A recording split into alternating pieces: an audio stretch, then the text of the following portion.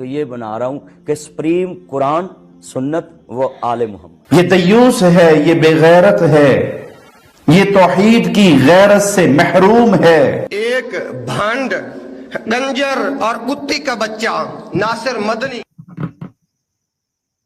علی بھائی اگلا سوال ہے، پچھلے دنوں اہل حدیث خطیب مولانا ناصر مدنی صاحب نے ایک ٹی وی چینل کو انٹرویو دیتے وہ بدبخت جو جہلم کا بیٹھا ہوا، معاذ اللہ، اس نے رسول اللہ کے بارے میں اتنی بڑی ہرزہ سرائی کی اور جھوٹ بولا ہے.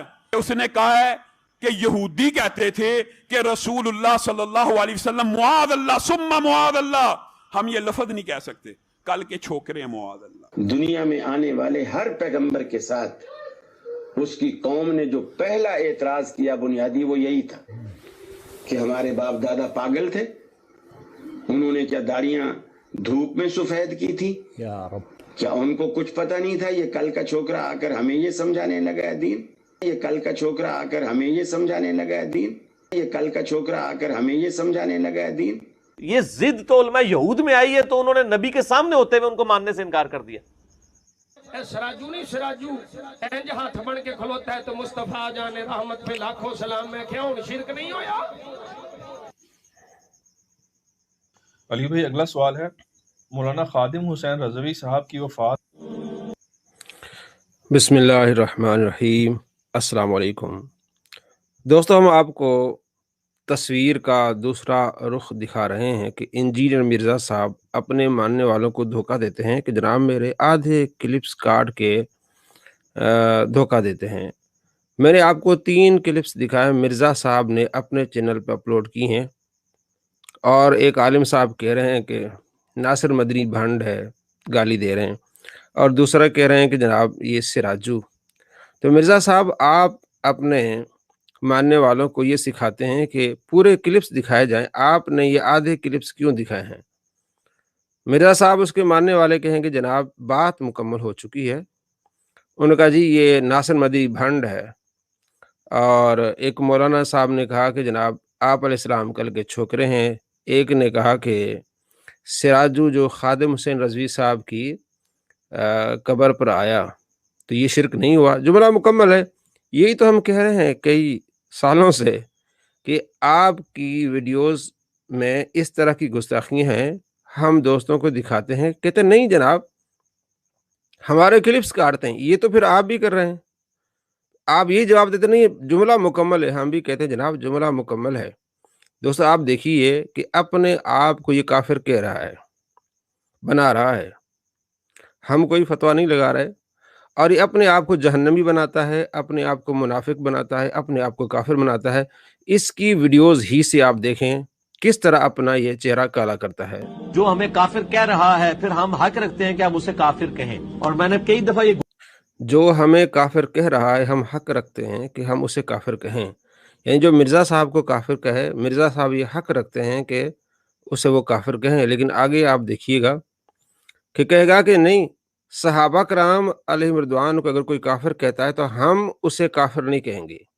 یعنی اپنا درجہ اس نے صحابہ سے نعوذ باللہ بڑھا دیا. صحابہ کے بارے میں کہتا ہے کہ اگر کوئی بندہ اپنے علم کے مطابق صحابہ کو کافر بھی کہتا ہے تو ہم اسے کافر نہیں کہیں گے، لیکن جو ہمیں کافر کہتا ہے ہم اسے کافر کہیں گے. جناب دیکھیے گولڈن کوٹ اپنا بیان کیا ہے لوگوں کے سامنے کہ اگر قادیانی ہمیں کافر کہنا چھوڑ دیں تو ہم ان کو کافر نہیں کہیں گے.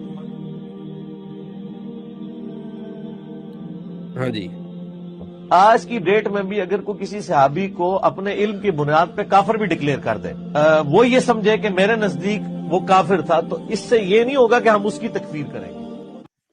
جی تو دوستو میں اس پہ کہ ہم جو کوئی اگر کسی صحابی کو کافر کہے اپنے علم کے مطابق تو ہم اس کی تکفیر نہیں کہیں گے، ہم اسے کافر نہیں کہیں گے.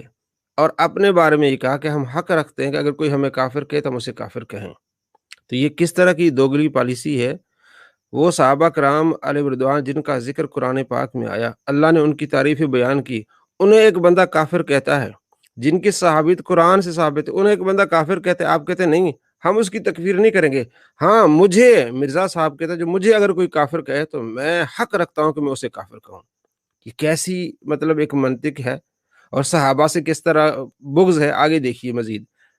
آسان جملہ بولتا ہوں کہ اسلام میں داخل کرتے وقت جو چیزیں آپ نے کسی سے پڑھوائی تھی نا، جب تک وہ ان چیزوں کا انکاری نہیں ہوتا اس وقت تک اسلام سے نکل نہیں سکتا وہ۔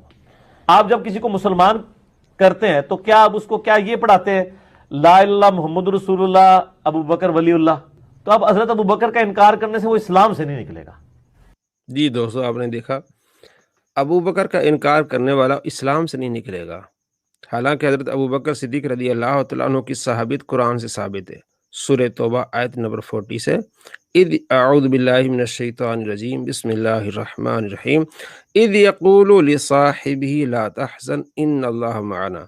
جب آپ علیہ السلام نے، اللہ فرماتے ہیں آپ علیہ السلام نے اپنے ساتھی سے کہا لا تحزن، آپ پریشان نہ ہو، ان اللہ معنا، اللہ ہمارے ساتھ ہے، تو یہ اہل سنت کا متفقہ فیصلہ ہے۔ اور شیعہ حضرات بھی کہتے ہیں کہ یہ حضرت ابو بکر صدیق رضی اللہ تعالیٰ عنہ مراد ہیں۔ تو حضرت ابو بکر صدیق رضی اللہ تعالیٰ عنہ کی صحابت قرآن سے ثابت ہے۔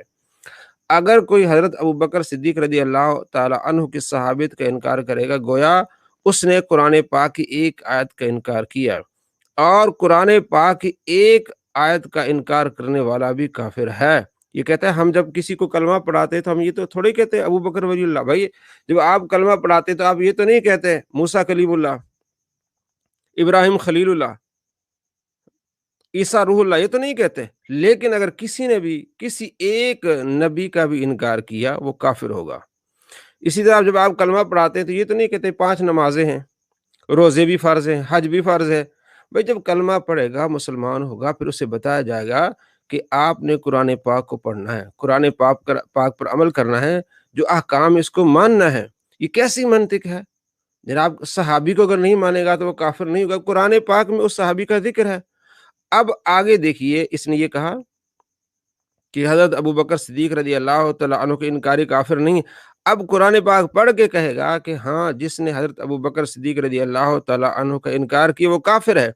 اس نے اپنے آپ کو کافر بنا دیا اور اس نے اعلان کیا گویا کہ میں کافر ہوں۔ تو ایسے کافروں کی باتیں سن کے کیا آپ اپنی آخرت تباہ کریں گے؟ جو اپنے آپ کو جہنمی بنائیں، کیا آپ اپنی آخرت تباہ کریں گے؟ سنیے، ہم اس کے ہی کلپس دکھا رہے ہیں، اور شروع میں ہم نے اس کے کلپس دکھائے جس میں اس نے علماء کی باتوں کو اس نے کوٹ کیا۔ تو ہم دکھا رہے ہیں، دونوں اس کے چہرے دکھا رہے ہیں کہ کس طرح یہ فراڈ کرتا ہے۔ جب ہم اس کے کلپس دکھاتے ہیں کہتا ہے نہیں جناب کاٹ کاٹ کے دکھاتے ہیں، اور خود ہی جب علماء کے کلپس کاٹ کاٹ کے دکھاتے ہیں تو وہاں اس کو یہ اصول کیوں بھول جاتا ہے؟ یہ صرف فراڈ کرتا ہے، دھوکہ دیتا ہے ہم کو۔ سیدنا ابو بکر صدیق رضی اللہ تعالیٰ عنہ اس آیت کے تحت آپ صلی اللہ علیہ وسلم کے صحابی ہیں، کیونکہ یہ اس میں کیا الفاظ ہے؟ اذ یقول لصاحبہ، کہ جب وہ اپنے صحابی سے کہتے تھے، ساتھی سے۔ اب چونکہ سیدنا ابو بکر صدیق رضی اللہ تعالیٰ عنہ کی صحابیت قرآن سے ثابت ہو گئی ہے پرٹیکولرلی، اس لیے آپ رضی اللہ تعالیٰ عنہ کی صحابیت کا انکار کرنے والا کافر ہے۔ کافر ہے جو آپ کی صحابیت کا جو آپ کی صحابت کا انکار کرے وہ کافر ہے۔ اس نے اپنے اوپر فتویٰ لگایا، کیونکہ اس نے پھر انکار کیا تھا کہ صحابی کو کافر کہنے والا کافر نہیں، ہم اس کی تکفیر نہیں کہیں گے، چونکہ ہم نے کلمہ پڑھا ہے، کلمے میں حضرت ابو بکر کا نام نہیں ہے، اس لیے اگر کوئی اس کا انکار بھی کرے گا تو وہ کافر نہیں۔ اب کیا کہہ رہا ہے؟ حضرت ابو بکر صدیق رضی اللہ تعالیٰ عنہ کی صحابت قرآن سے ثابت ہے، جس نے حضرت ابو بکر صدیق رضی اللہ تعالیٰ عنہ کا انکار کیا وہ کافر ہے۔ اس نے اپنے آپ کو کافر بنا دیا۔